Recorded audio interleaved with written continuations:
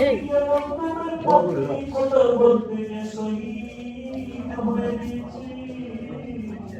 আল্লাহ জলম করে ভক্তি করে অন্তরে আল্লাহ তোমার হাবিবের প্রেম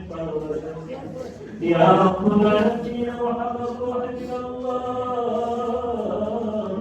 আল্লাহ তোমার হাবিব জীবনের প্রতিটি কথা মাফ করিয়া দাও আল্লাহ তোমাকে সহিবার করে করিয়া দাও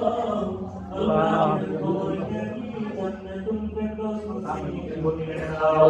ইয়া রাব্বুল আলামিন আল্লাহ মুসলমান পরিচিত করে তুমি আল্লাহ এই বিচার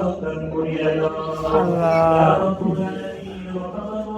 আল্লাহ যারা কাজ করেছি আমাদের সকলের মনে আশা তুমি